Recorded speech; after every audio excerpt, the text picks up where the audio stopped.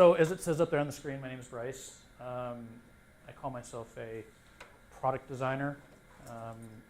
Since my mom doesn't know what that is, I assume that means other people don't as well. So I kind of like to explain it a little bit like this, right? It's my job to help people care. To do things like empathize with an audience and create things that people want to use. There's more to it than that, obviously, but over the years I've learned that this needs to be a very intentional part of what I do, right? So to make helping people care work, it's got to be an intentional process. The catch is, it wasn't always like that. I didn't always think about empathy and that kind of thing the same way. So I'm going to tell you a story, kind of how I got here. It's a story from a long time ago, from a time before I knew Jack. That's the title. You may have heard this. Well, when I'm talking about being a product designer, it's more about knowing others, right? It's knowing why they do what they do and don't do what they don't do. So we're going to try to learn about our user. Now, that's my job to sort of tell everybody else working on the project about the user. To do that, we use some things, empathy, right? Empathy is a buzzword that you hear a lot about, so maybe it helps to define it, all right? I kind of think of empathy as, walking in somebody else's shoes, right? You hear that a lot. It's not walking in somebody else's shoes. It's walking in somebody else's shoes that you got from a thrift store that were already formed to their foot and feel really weird when you walk in them and you get kind of dizzy and they smell funny and whatever else, right? That's more of what empathy is, right? It's kind of the structure that we put ourselves into to help us understand someone else. And as part of that conversation, this is the second question, right? Well, what's the difference between sympathy and compassion and empathy? Sympathy and compassion are similar. Sympathy in general means that you share someone's feelings, right? So we're both angry about something, right? Compassion takes that a step further and says, well, I not only share the feelings, but I'm motivated to do something about them, okay? Empathy is different. Empathy means that I understand someone's feelings or emotions at a scientific or cognitive level, but I don't necessarily share them, right? So I may not be angry, but I understand why you're angry. Make sense? What's interesting about them is that we kind of like to blur the lines, right? So full disclosure, I'm a parent. I have a 6-year-old daughter. This story isn't about her, but I can see this happening, right? So the idea is that this little girl comes home late for dinner, and mom's really mad because, well, gets late for dinner, and it's just not great, right? So mom says, well, where were you? And the little girl says, well, I was helping, Susie down the street. Her bicycle broke. And mom's like getting kind of mad, right? Because it's dinner time and everybody's hungry, and she's like, you don't know anything about fixing bicycles. Get over it. You're a little kid. And the little girl says, no, I was helping her. She just needed somebody to cry with her. Right? That's kind of all of those sympathy, compassion, and empathy put together into something tangible we can use. Funny thing is that we were pretty good at this a long time ago as kids. Right? 1980-something, when I was a kid, before we had real photography, as you can see here, I empathized, right? I'm empathizing with mechanical engineers here, transportation technologists, runway models, like Zoolander, I only had one look, right? But the problem is, I grew up.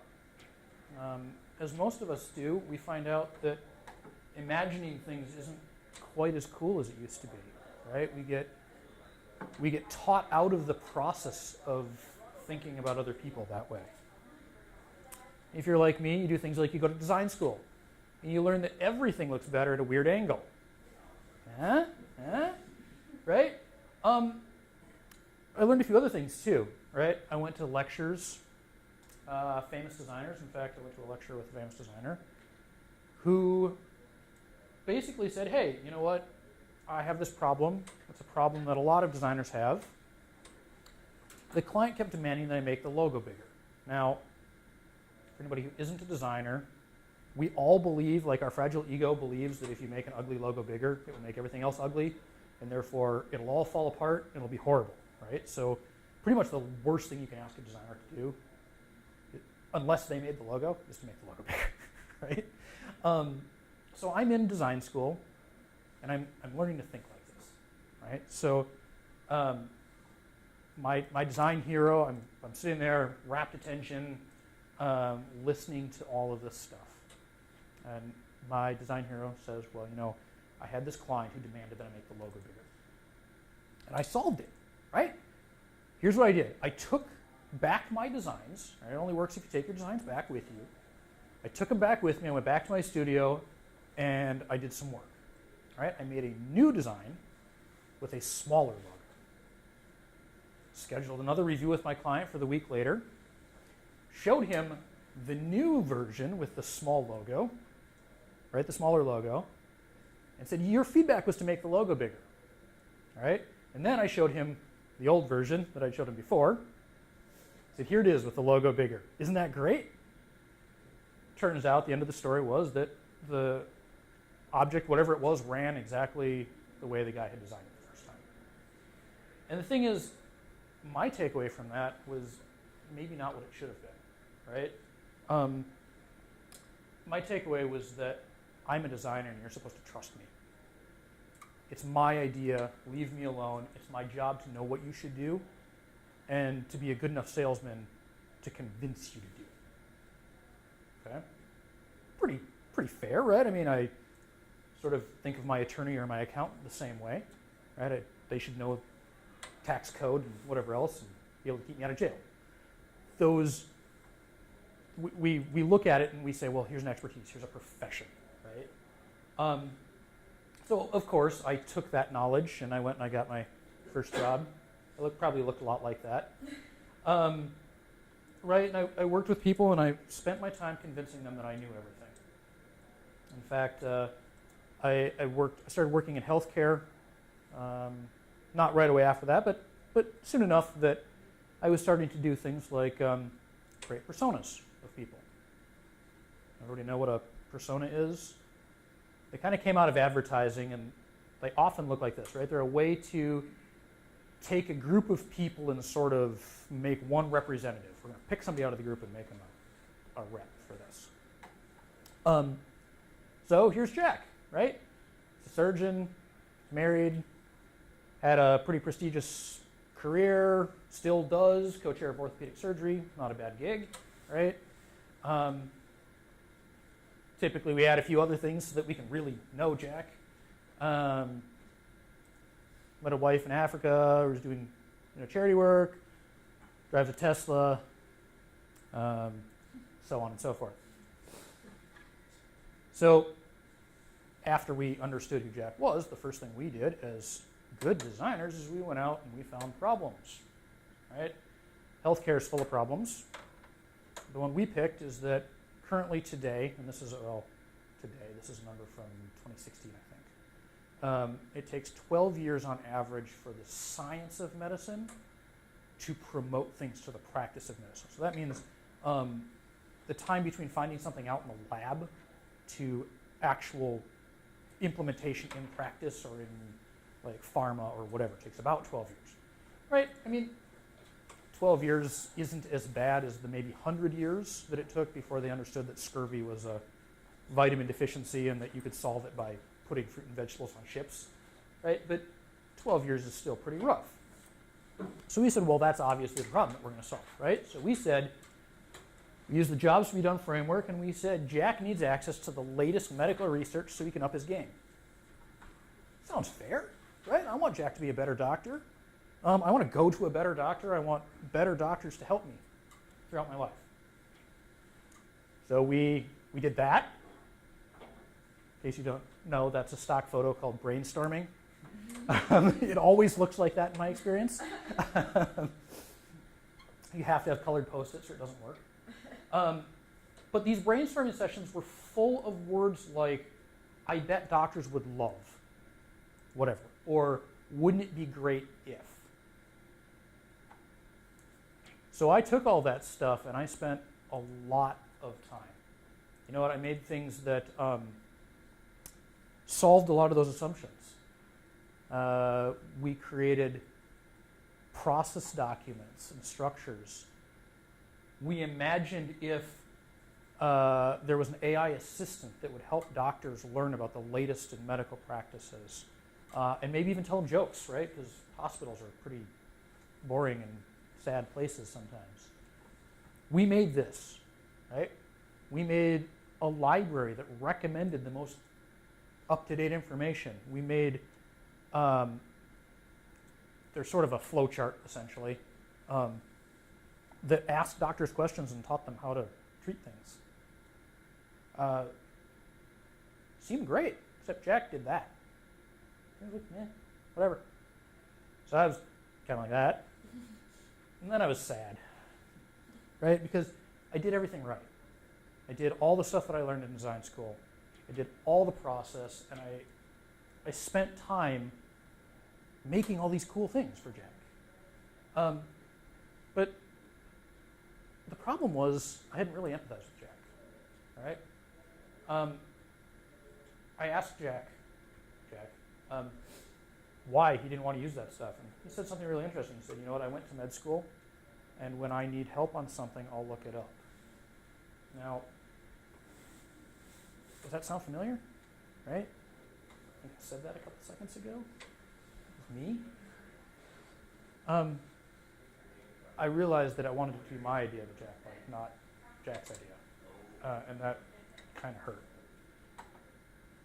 Right around that same time, though, I met another Jack. Anybody who's not familiar? That's Jack Nicholson. He's in a movie called The Shining. He's pretty crazy, right? It made me start to think about fear. So before we do that, I have a small confession for all of you. Standing up here in front of people kind of freaks me out. So I need some help, okay? Everybody ready? I'm going to pick one of you at random. You're going to come up here and tell us a joke. Everybody good with that?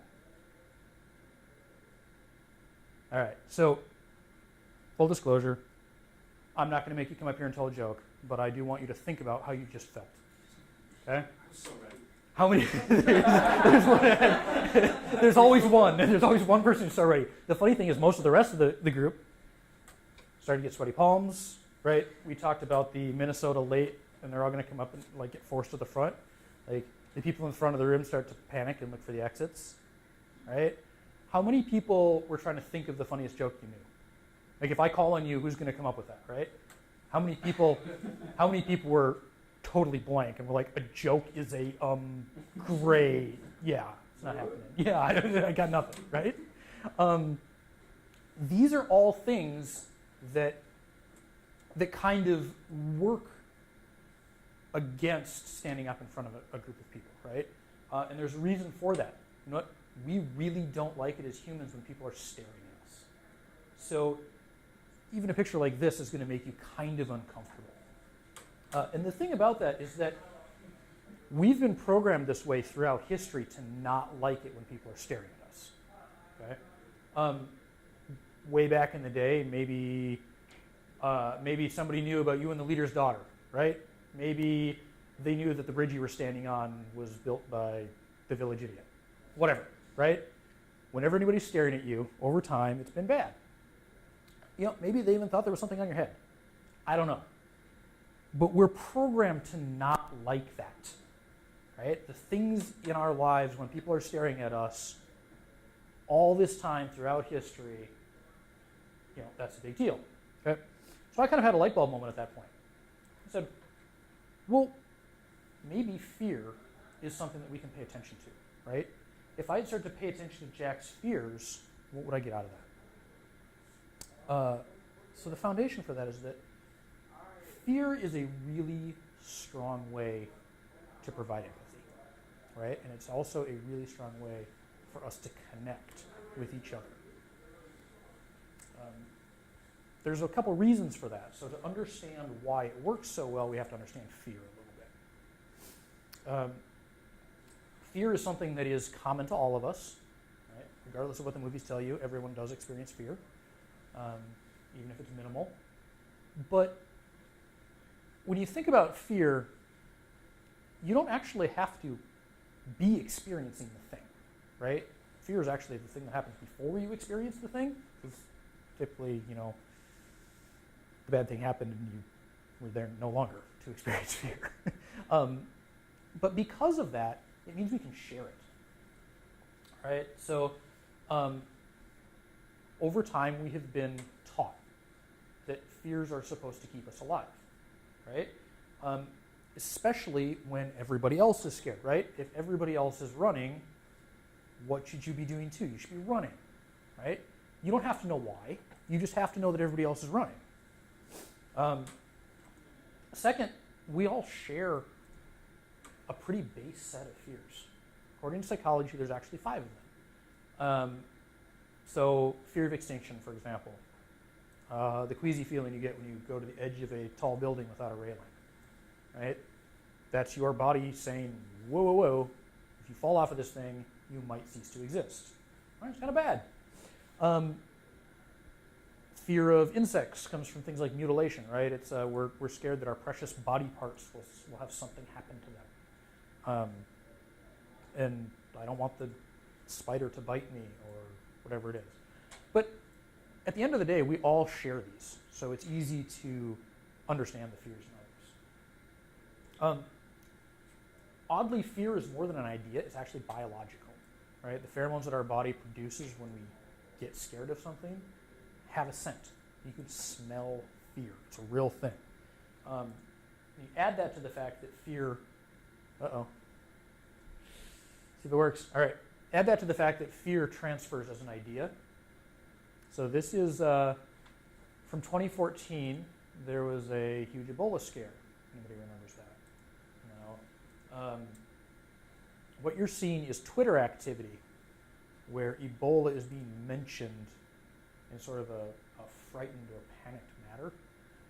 What I think is really interesting about that is notice, you can't even see my pointer, of course. Notice over here, this is where the Ebola-ness was happening, right? And then notice some of these other places, right? To put that in perspective, there were 29,000 cases in Africa where 1 in 3 people died. That's a pretty scary number, right? But to compare that, there was only a handful of cases between Europe, North, and South America combined, and only 5 people died of those countries. So we actually saw fear transferring via social media at this point in a way that didn't even really have any bearing on us. And then finally, fears can kind of shape how we think of culture. Early 80s and before, parents kind of let their kids run around, right? You're out and about, you're at a friend's house, you were hanging out, they weren't too worried about you. And then in 1989, a kid named Jacob Wetterling, a couple miles north of here, was kidnapped. And parents all kind of freaked out, right? Parents realized that, unlike Liam Neeson here, they didn't have a peculiar set of skills that they could use. And so what that meant is that they started to really clamp down on their kids' availability, right? Probably not because their kids were at any more risk than they were before, but now the fear in society was actually changing the way we do things. And last but not least, humans, I'm kind of bummed that Thong left actually, humans are very emotional creatures, and we spend about 55% of our brain power and communication ability using nonverbal cues for things, right? So when you see somebody who's obviously scared of something, or faking scared of something, is this one maybe, you feel that deep down inside, right? So you can share that emotion because it's so easily communicated. So let's get back to kind of what I was talking about, right? I realized that maybe there was a better way to talk to Jack. Right? I realized that I didn't actually have to be a doctor to empathize with Jack. I could spend some time watching what was going on. And the funny thing about that is that when I first started doing this, I had a friend who told me that doctors are a very different type of tech user than anybody else I would ever encounter. I don't know if any of you have really worked with doctors, but on the surface, that does seem true, right? They can be curt, they can be know-it-alls, they can be sort of hard to work with in many cases, right? But I don't think that's always true. To talk about that, let's kind of look at the real Jack, the one that maybe he doesn't put on his resume. So remember we said Jack drives a Tesla. Now, Jack's probably not doing that because he's overly environmentally friendly, but maybe he's worried about what his family and friends, remember his wife was an NGO in Africa for a while, maybe he's worried about what his family and friends think about his money and what he does with it, right? Or maybe we should go to something that's more healthcare related. These are actual fears that many, many doctors deal with, right? The first one is that everybody anywhere can search any medical condition and find out that, yes, pomegranate juice really will cure that third arm you have growing out of your back, right? Because Google said it, it must be true. The second one is that, let's face it, if you can sue McDonald's because your coffee's too hot, you can sue your doctor for pretty much anything, right? That compounds when you find out that doctors, to be financially viable, doctors are not given a lot of time for their patients, usually under 10 minutes. That makes it worse, right? So you don't get a lot of time to understand what's going on. And if you don't have a lot of time to understand what's going on, all patients are different, and the thing that you've seen 1,000 times is suddenly not the same on the next one, right? So there's a good chance you could end up doing something that sends you to jail.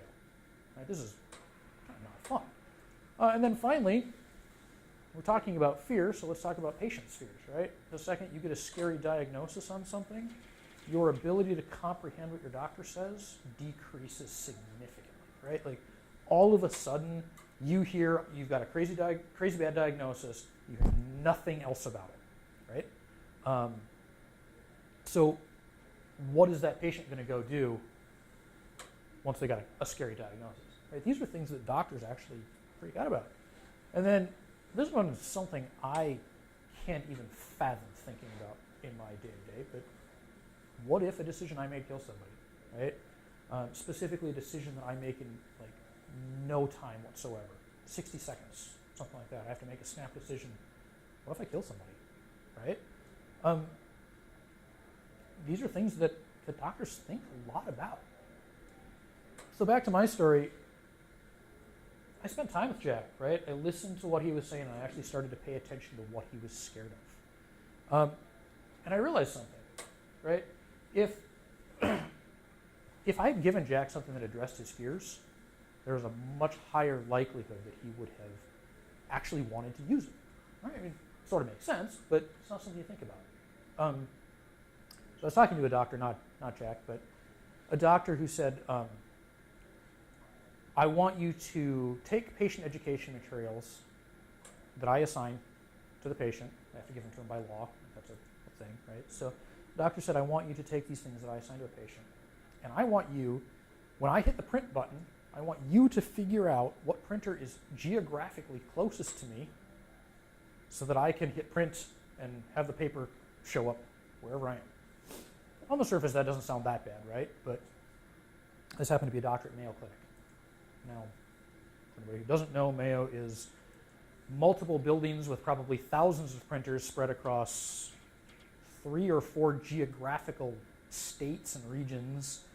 And to compound that, the thing that you're looking at on your computer is not on your computer. It's being served up from a remote hosting area somewhere, right? So Windows is being projected to you. So I heard, print that for me as close as you can so I don't have to walk across campus, or worse yet, not know where it went. And I got kind of mad because I said, well, that you're asking for a technical impossibility. Now, if I had just paid attention to Jack's fears and said, what are you really scared of? Well, the guy is scared that he's going to have to run across campus, that he's going to get to a printer that doesn't have ink in it, whatever, right? Well, we can solve that.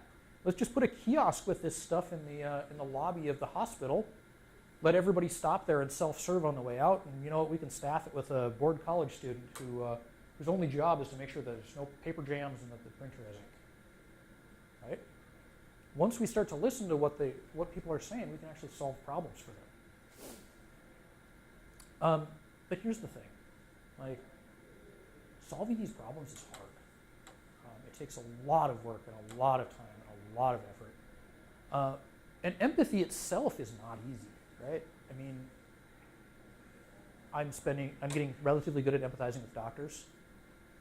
But if you ask my wife, probably not so much. Maybe my daughter, not so much. How about my coworkers, right? I mean, when was the last time you were in a meeting and you're like, why are we having this meeting? Why do you think you need to know this stuff? Why do you think I need to be the one to tell you this stuff, right? Those are things that take work for me, and I think they take work for a lot of people. So a couple tips and tricks for how to improve empathy. This one's hard, maybe uniquely to me because of my personality, but it's hard to listen sometimes. It's hard to stop and pay attention to what people are really saying. And not what they tell you, but what they really mean when they say stuff, right? Anybody been in that situation where you said, hey, would you use this? And your friend, colleague, fifth cousin, random person off the street says, of course I will, because that's what you want to hear, right? And then they walk away and forget that you even talked about it. So you have to start to hear what people are really saying. The second one is you get to a chance to learn something new. So I had a doctor that I worked with who said, well, you're the designer, just make the mouse cursor move to whatever button it is that I should press. I'm sitting here thinking, if I knew what button you had to press, there wouldn't even be a button. It would just do it, right? But I wasn't really listening, and I wasn't really thinking about all the stuff out there that I could use, right? Help me understand where I should click starts to sound like a machine learning problem, right? If I have enough data, I can start to predict things. I can start to tell people where to go and what to do. Paying attention and coming up with some new stuff. Third, remember how I said that I wanted it to be my job to come up with a cool idea and have everybody love it? We need to break this us versus them mentality when we're making things. The way that I've been finding to do that, I've been leading Google design sprints. I've been working hard to have actual users in brainstorming sessions. I've been working to help people understand that they need to define a problem, not necessarily features and things like that. But all of these go a long way to helping with empathy. Fourth, fear personas. We looked at Jack's fear persona a second ago. It looks like this. The stuff you create and distribute to a team might be different, right? It might have more information around those things. But as soon as you can start to say, hey, this is what your audience is scared of. I said this at the very beginning, but it's often my job to help my team understand the audience, right? I'm usually a proxy for that user. These are a great way to do that because, again, everybody shares these same feelings. And everybody shares these same feelings because it's just part of being human, right? So next time you're in a conversation, interaction with somebody, whether it's your neighbor, your partner, your coworkers, or your user, I would challenge you to kind of stop and think about what scares them. Why do they do what they do? I think you'll see your users in a very new light. That's all I got. Nobody even had to come up and tell a joke, but you can if you want. Kevin's up. See, When does a joke become a dad joke? When? When it's apparent. Oh. Next time I have to bring a drum set in. Anybody have any questions or anything like that?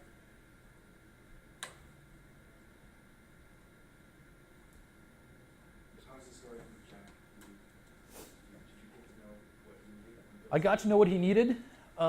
Sadly, building what he needed and building what is marketable and sellable are not the same thing. So it sounds like, forgive me if I'm missing the point, but it sounds like it's kind of you target or you try to better understand, and gear it towards their fears. Yeah. But not much attention towards what you think they might like. This is on top of that, but your fears, or is what they think they might like is maybe on top of that, right? But kind of my point, and this is mostly my story, right? This is a process that I went through. What I think they might like falls so far into the category of I want to be the expert and I want to demand that people agree with me, right? As opposed to really getting to the base of the problem and solving that problem. So I think there is plenty of room for innovating, right? I think if they do this, they might want to do that. Turns out in my experience, there's very few people in the world who can do that very well. Steve Jobs comes to mind, right? Because he was able to somehow look in the mirror in the morning and decide that everybody wanted an iPad or whatever, right? But I think often teams struggle, especially teams that don't have a strong leader or a strong visionary like that, struggle to do this process. So it's kind of an idea of being able to whole spectrum, get everybody involved with the empathy of your user and your audience.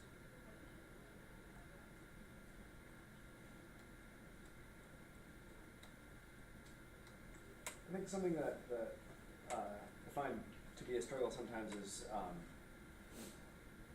you talk about sort of coming to something with a sense of one's own expertise and sort of thinking you know best, and it's something that kind of we as designers or whatever we're doing might struggle with ourselves, but I think our clients struggle with that as well, which adds another layer to it. They're oftentimes bringing a backpack of assumptions about their customers or users or whatever they may be.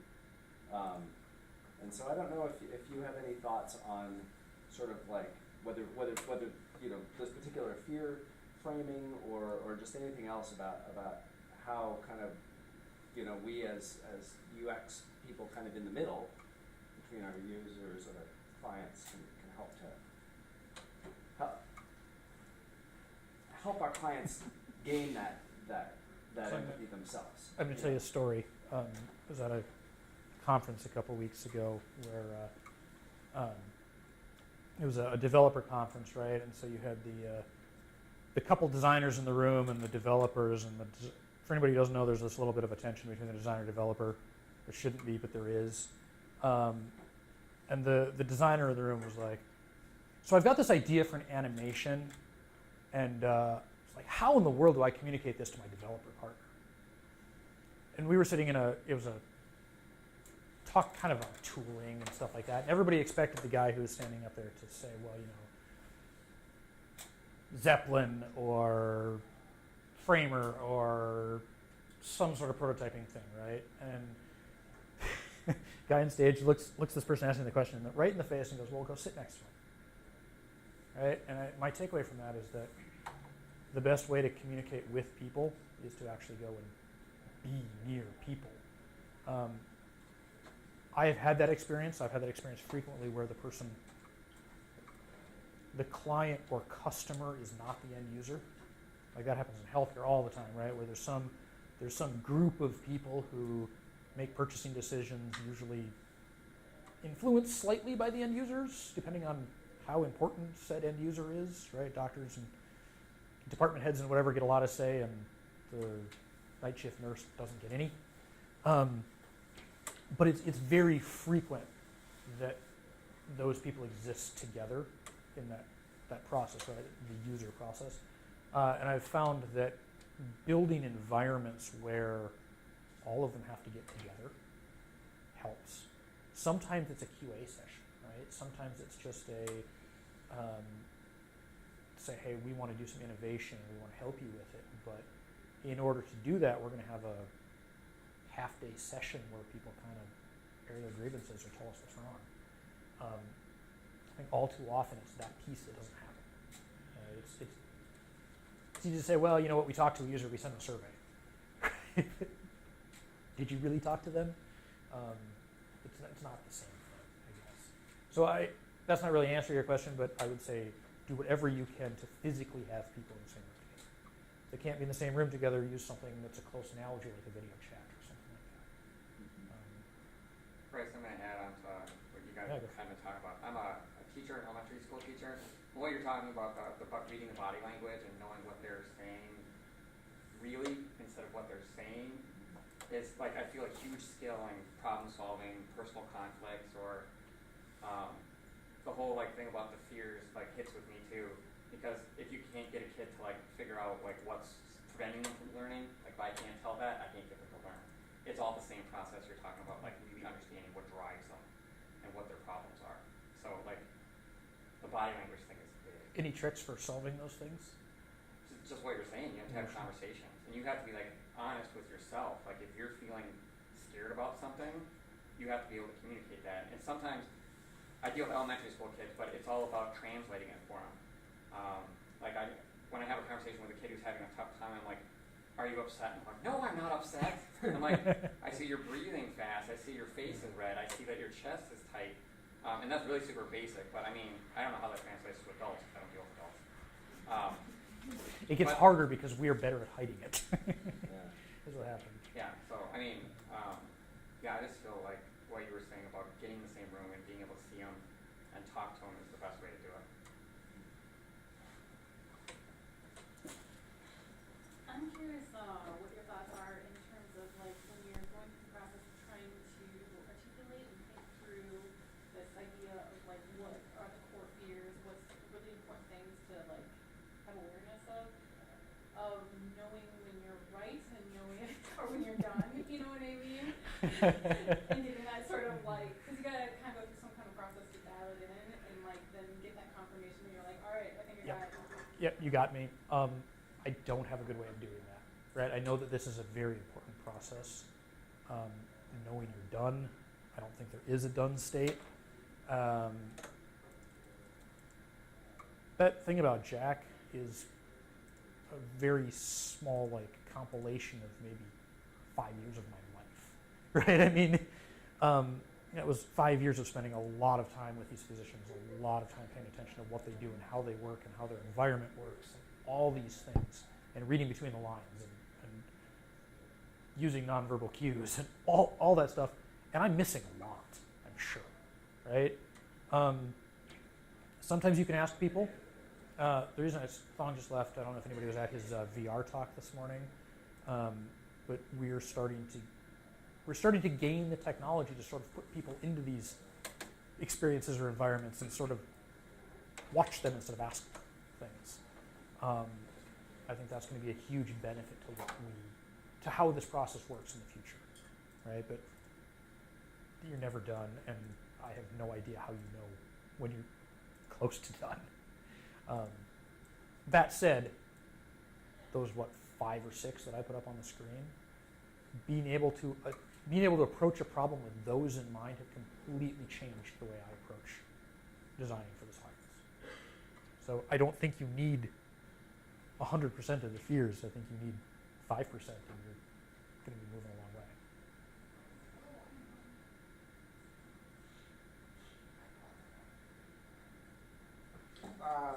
My name's Eric. I deal with people. I'm a carpenter moving over into software development. And as a carpenter, I have to deal with people and then design, building, and all this other stuff. People always have their own ideas. And I always felt my colleagues and stuff like that would always feel like the person doesn't know what they're talking about and they never will. And it's their fault, the reason why stuff doesn't turn out the right way. And I never took that thought. I always got more receptive from customers because I would act like it was my fault. The reason why something didn't happen is because I didn't understand what was going on. So I started asking questions, like, what's your vision? What you want? And never assuming that I know exactly what they want. I just need to have their input. Always when I'm doing a design or building something. And never upset if they want something different and I'm already halfway done building it. Because it's like, well, it's what the customer wants. I just tell them that, well, I've already built half of it. It's going to cost this much. Never come into the fact that I try to make them feel dumb or I'm superior to them because I'm the builder and they're the guys who want the product.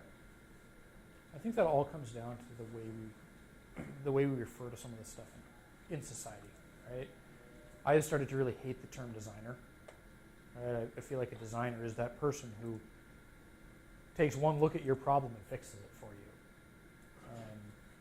And maybe it's me. I'm apparently not very good at taking one look at a problem and fixing it for somebody. But there's this issue that we can't ignore of the fact that the end user or the end customer may not know what will hurt them. Right? So I think there's a fine line between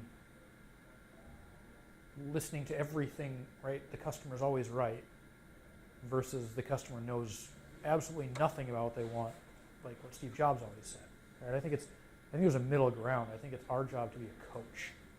Right? I think it's our job to put up guardrails when people bump into things that, like the doctor who's like, well, just make the button or just put my mouse cursor where I need my button to click, right? I'm like, well, didn't you go to med school? Don't you know how many milligrams of that you should be prescribing? Don't you know these things? Like, system might get there someday, but I've kind of got to save you from full reliance on a system that probably is not as good at your job as you are, right? Like we could have said, okay, well, we'll just figure out how to move the mouse cursor to the button you should click and call it done, right? That would have been, customer's always right, just do what they want. Or we could have said, I'm just going to ignore you completely and not care because that sounds dumb and I'm a designer. And I don't think either one of those is the right answer. Right? I think it's our job to kind of help people move toward the good goal, not necessarily have it at the end. One thing that at a prior job my boss used to ask, more of a B2B setting, he would ask these guys what keeps them up at night as a way to their careers. I think that was a good approach. I like that one too. I like that as a question. And you know what's funny?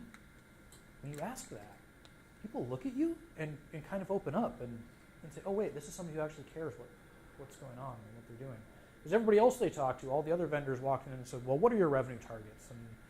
And why are your staff and everybody else not doing their jobs? And whatever else, right? And you come in and say, well, what keeps you up at night? You start to find out that, well, we're under-resourced and understaffed and stuff isn't getting done and quality is dropping. It gives them licensed events.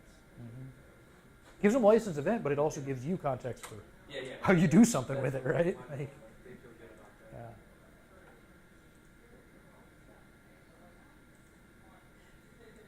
Anybody else? I think we're just about out of time. 5 minutes or 4 minutes or 3 minutes? More and more urgency. Make it scary. Well, I'll ask one, since we have the alternative. There you go. There's a silly thinking there, some fears are rational and some aren't.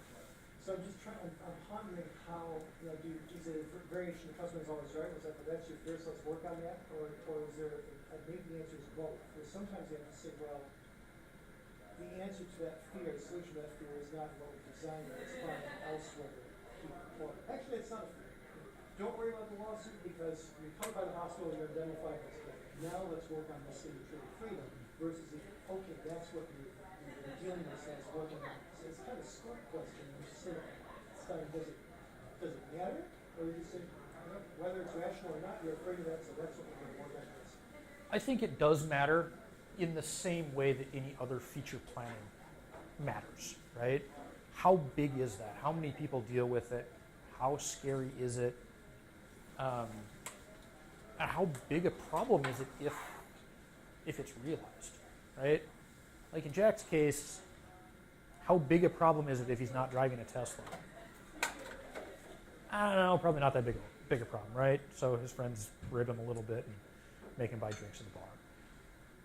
End of the day, not that big a deal, right? When you start to say things like, well, I want engaged patients, but almost all engaged patients are going out to Google and Googling this stuff and coming back with some really bad things. Most doctors don't have any way to combat that, right? Because they're like, well, I don't know. I didn't see that article. I don't know what the context was or what the argument was that they were making, and I'm kind of stuck and I don't know what to do. Maybe you rank that higher, right? Or maybe you address it sooner. I wonder if just sort of thinking about that question of fears that are like, might actually happen versus fears that might not actually happen. I mean, in terms of user behavior, it almost doesn't matter. If the fear is in their head, it's going to affect their behavior. But how you address it might be different one way or the other. I mean, in the case of a fear that's like, I mean, we have a piece of software where you can delete something. Well, we know it's not really deleted. It's just in a trash can. It can be retrieved. But like, if people aren't deleting things because they're fearful that it's going to go away forever, well, you should still probably do something to increase their sense of safety when they do hit that delete button. Right. You're not necessarily changing the behavior of the software, but maybe you're changing the interface somewhat to sort of help to. Or maybe, that's one I would dig into a little bit, right? Like, why are you scared that it's going to be gone forever? Did I make it too hard to input it in the first place? Right? If it takes 15 seconds to put it back, oh well, right? So I think in many cases, even the perceived fears drive to some real problem that you have to deal with at some point.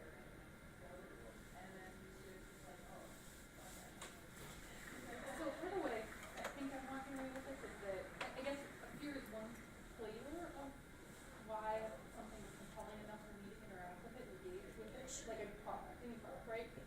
And I wouldn't say it's the only way that something can be compelling, such that it's like it gets over everything else one by time too. Yes.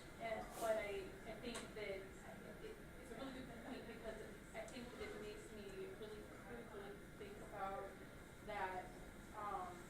It's just easy to ignore any product and just not engage with any product. And fear is one example of giving a strong reason why I'm going to participate with this product at all.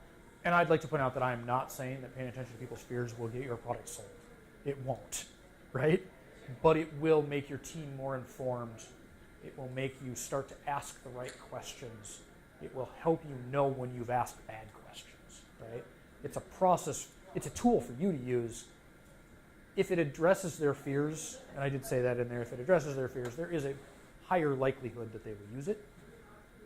But not because it's addressing their fears, but because you're solving a problem that they really have. Okay. Thank you, everybody. Thank you.